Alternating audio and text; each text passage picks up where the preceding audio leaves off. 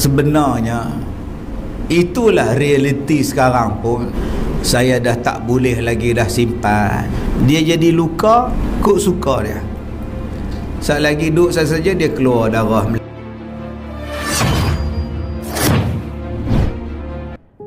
Assalamualaikum warahmatullahi wabarakatuh. Bagi yang belum subscribe, saya Hashim. Bagi yang dah subscribe, terima kasih. Viral di media sosial mengenai Ustaz Kazim Ilyas yang terkena sihir, dan banyak yang mengatakan ini adalah sihir katak puru ataupun kita panggil sebagai sihir busung. Hari ini kita nak kupas apa dia tu sihir katak puru ataupun sihir busung. Sebenarnya perkataan busung itu adalah bermaksud kembung, lebih tepat disebut sebagai perut kembung, dan dikaitkan dengan katak puru yang mana katak ni perut dia besar dan kaki dia kecil. Itulah yang terjadi kepada orang yang kena sihir.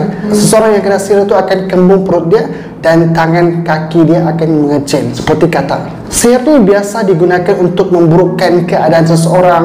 Kebiasaannya dibuat untuk perempuan yang menolak pinangan lelaki. Waktu dahulu selalu terjadilah. Sekarang berkurang dah, tapi masih ada lagi diamalkan dan digunakan. Kebiasaannya barang yang dibuat untuk santau ni adalah air ulat, sintuk ataupun ulat gonggok yang berwarna hitam tu. Kedua, segala jenis miang, buluh dan sebagainya. Ketiga, sumbu pelitah tanah. Keempat, empedu katak puru. Cara lain digunakan adalah menyiksa katak itu perlahan sehingga separuh mati. Dan ada juga yang mengambil empedunya sahaja untuk dibuatkan sihir dan membaca mantra dan sebagainya. Kemudian akan diletakkan ke dalam makanan ataupun minuman kepada orang yang hendak disihir itu, ataupun diletakkan di bahagian kulit orang yang hendak disihir itu, yang menyebabkan gatal-gatal yang sangat teruk dan berlakunya penyakit. Sahabat semua, kita kena akui ilmu Allah Subhanahu wa taala itu luas, dan sihir itu juga nyata. Allah sebutkan di dalam Al-Quran mengenai sihir ini. Boleh rujuk dalam surah Al-A'raf, Yunus dan sebagainya. Ketika Nabi Musa alaihissalam berjumpa dengan ahli sihir,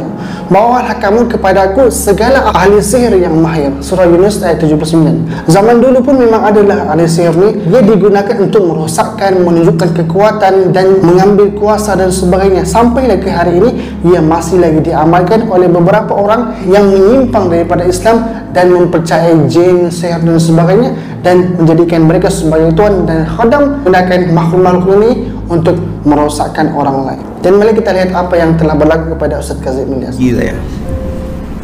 Jadi sebenarnya itulah realiti sekarang pun. Yang berlaku pada saya sekarang ni pun itu mula, tapi saya sembunyikan Kak Samsia. Saya top up dengan make up. Jadi hari ini saya ceritalah keadaan sakit saya, sebab rasanya saya dah tak boleh lagi dah. Saya dah tak boleh lagi dah simpan benda tu. Ada orang tanya tadi, Master Isaac Zulfakar baik ke buat macam tu and posting? Takkan saya nak tunjuk benda aurat saya dalam Facebook saya. Faham tak Kak Samsiah? Benda tu jadi di sini, benda tu jadi tang sana, benda tu aib pada saya. Jadi saya nak ceritakan apa, kebetulan mereka buat di gambar saya, di lengan saya. Saya masuklah. Takkan saya nak tunjuk keadaan di perut saya, di paha saya. Nah, hanya orang yang dekat dengan saya lah tahu, anak-anak saya, isteri saya. Ini bukannya benda tu benda tipu dah, cuma saya sorok pada orang. Benda yang tak boleh disorok di muka. Jadi hak di muka ni penuh dengan top up semua. Sini top up. Jadi tuan-tuan mana main dekat boleh nampak. Sini top up, sini top up. Ini foundation, ini foundation, ini foundation, ini foundation. Dia jadi luka, kok suka dia. Saat lagi duduk saja dia keluar darah meleleh. Nah, saat lagi dia jadi meleleh, darah kot sini, darah kot sini, darah sini, darah sini, satu badan ni. Jadi untuk pengetahuan Master Isaac Zulfakar tu, saya nak bagi kias, takkan saya nak tunjuk badan saya pada khalayak berjuta kan tengok. Cuma saya kata saya ada masalah. Selama ni saya sembunyikan penyakit saya, tapi saya rasa saya tak boleh. Doktor 7 orang merawat saya, ambil kes saya ni pun Last dia pun suruh saya cocok steroid saja. Saya pun tak larang nak cocok steroid lah. Sungguh lah tuan-tuan, saya takut lagi dia ada efek pada buah pinggang saya. Saya tak mau lah. Dan saya pun berubat sejauh Kelantan, Terengganu, Johor untuk merawat saya. Hanya orang yang merawat saja yang tahu keadaan saya. Tapi sampai bila saya nak sembunyikan benda ni? Tambah saya keluar dalam TV lagi susah. Jadi saya stres. Kadang-kadang saya bersolek nak keluar dalam TV tu, saya tahan kencing berjam-jam. Sebab saya ambil wuduk. Sat lagi kalau saya pergi buang air kecil, saya kena ambil wuduk nak sembahyang, saya kena make up lain. Tahan dengan sakit pinggang. Jadi saya tak boleh tahan. Sebab tu kadang-kadang saya masuk ceramah, saya cepat masuk, saya cepat lari sebab saya sakit. Dia mari pedih, dia mari merenyam satu badan, dia mari menggeletik satu badan. Lagi nak ceramah, lagi dia menggeletik. Jadi pedih. Tapi orang tak tahu. Saya sampai tempat ceramah, terus pergi cakap apa-apa habis. Assalamualaikum, balik. Boh, sombongnya ustaz, tak salam orang. Saya tak boleh nak salam.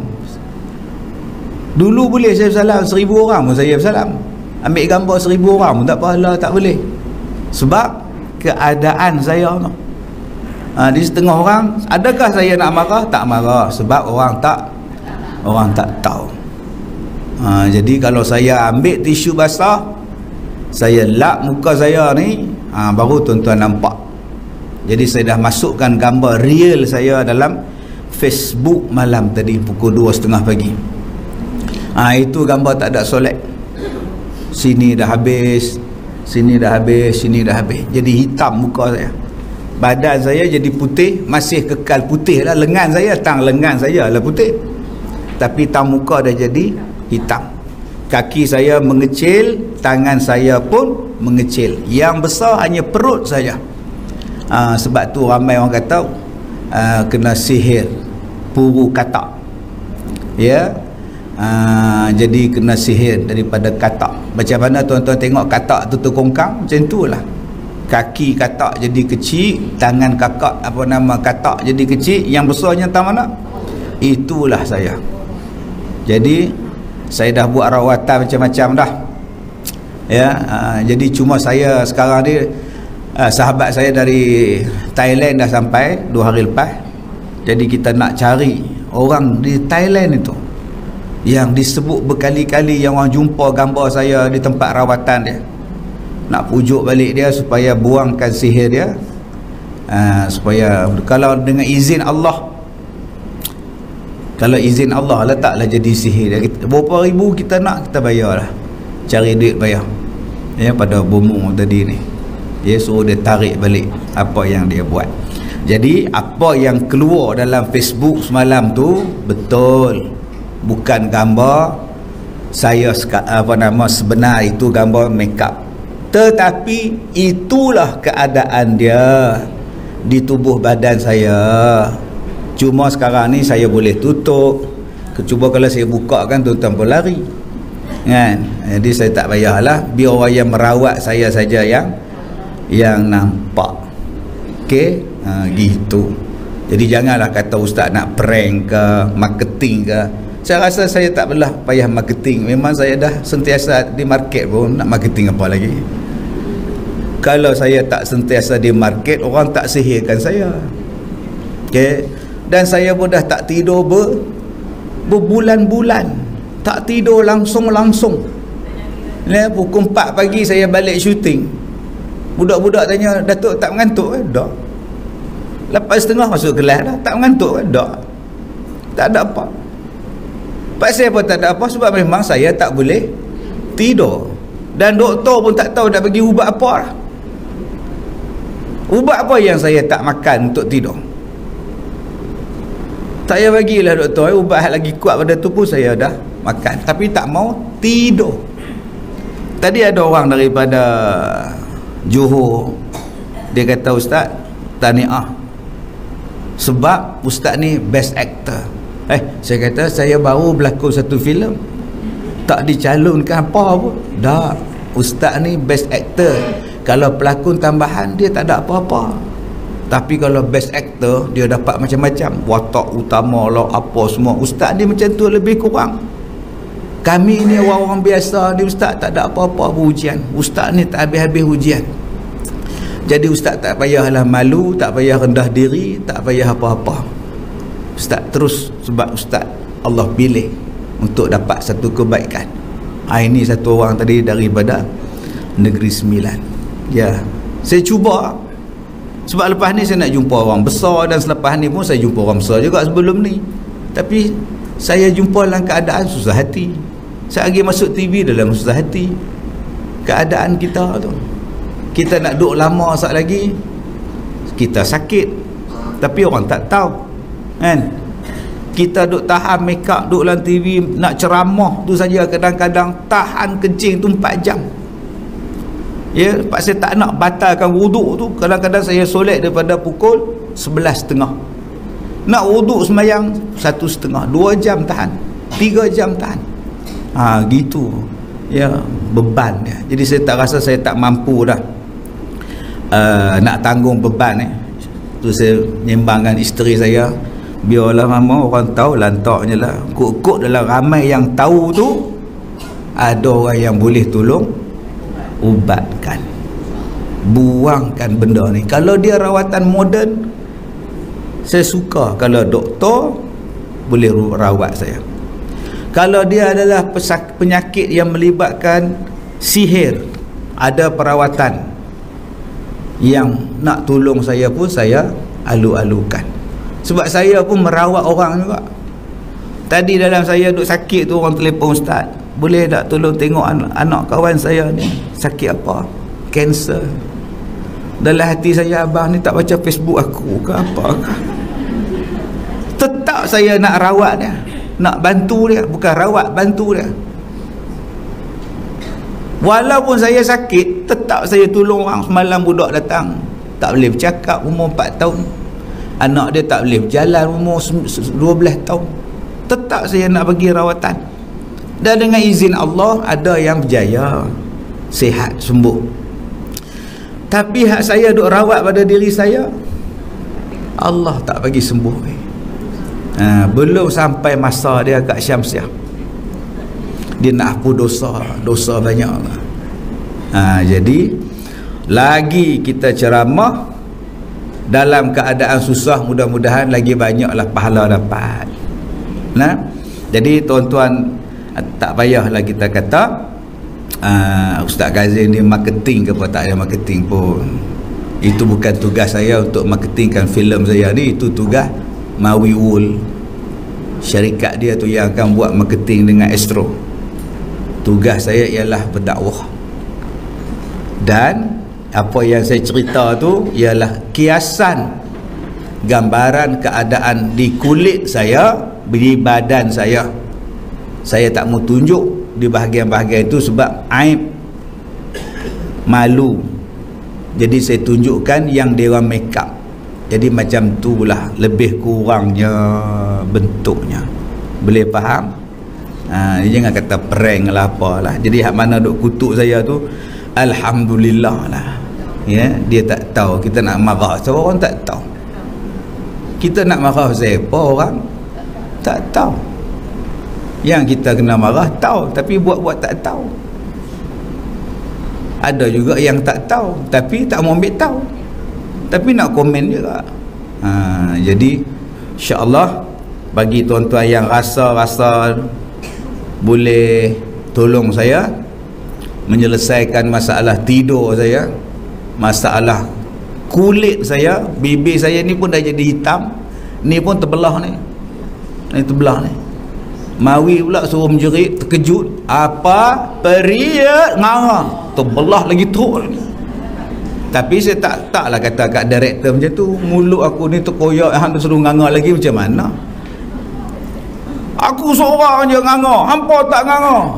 Action lagi sekali, retake balik. Lagi luar. Berat, terbelah lagi muak nak belah sini ni. Belah sini dah okey dah. Koyak balik belah sini, duduk diam. terlupa pergi makan-makan buka lulas, koyak balik. Aduh. Tu yang bibir jadi hitam ni. Saya boleh tarik bibir ni. Ini tarik, dia pakai lip balm semua ni. Jadi sampai tahap macam itu. Ni atas ni boleh tarik ni. Ni atas ni. Ya, boleh tarik keluar. Ya, jadi muka jadi hodoh. Dulu orang tengok muka, handsome-nya jejaka Melaya ni. Sekarang tak ada. Tu yang saya kata penyakit ain. Dulu saya kata ain. Ya. Tapi orang kata Ustaz Kazim tu propa. Ustaz Kazim ni propa ya, saja dia nak cari ya. Mai jumpa saya. Mai saya telajang depan dia. Tengok propa tak propa. Nak kata aku propa. Takkan saya nak cerita benda-benda tu. Cukup saya dengan doktor sudah lah. Tapi kita dah bagi peluang pada mereka. Tak berjaya juga, Allah tak izin. Kita cari lagi, usaha lagi. Gitu. Jadi selama ni saya duduk sorok dengan tuan-tuan. Jadi sebab tu tuan-tuan kalau jumpa saya kadang-kadang saya pakai serban tutup. Kadang-kadang saya main surau tutup pakai serban ni. Ustaz Kazim tu jadi orang Arab ke? Jadi Red Indian ke apa ke? Tak, pasal malu muka. Saya tak mau Parlimen tahu. Saya tak mau jemaah lelaki tahu, tak mau Ustazah Hindun tahu, Kak Wuk tahu dulu ni. Tutup muka. Okey, jadi tutup. Sebab tu kadang-kadang saya tak mau, saya tak sembahyang sini pun, saya sembahyang di rumah jemaah. Kadang pergi surau Darul sebab saya tak larang nak solat. Sekali lagi kalau pergi macam ni, terkejut pula Cik Nayan. Terkejut pula Cik Suhaimi ni, apa hai muka ustaz ni, saya rasa rendah diri. Sebab tu saya duduk kurung banyak dalam rumah, dalam bilik, sebab keadaan diri saya tu. Tu yang duduk bincang dengan isteri, tak boleh mau kalau kita ya duduk simpan, bagi tahulah ke orang, ke orang hak mana Allah izinkan boleh bantu kita. Sama sikit kawan ni doa sikit, kawan ni doa sikit, mudah-mudahan hilang. Sebab tu saya tak ajak tuan-tuan mai ke rumah saya, sebab macam-macam benda saya tak tahu. Kita ada CCTV tu rakam macam-macam orang depan rumah saya. Ada yang berhenti tengah-tengah malam, dia buang benda depan rumah, lagi dia jalan. Ada yang berhenti ambil gambar, puh sana, puh sini. Jadi kita tak tahu. Jadi jangan tuan-tuan kata Ustaz Kazim tu sombong, rumah dia pun tak nak ajak orang pergi. Sebab saya tak tahu siapa dia. Nak main jumpa barakah. Semoga bermanfaat. Assalamualaikum warahmatullahi wabarakatuh.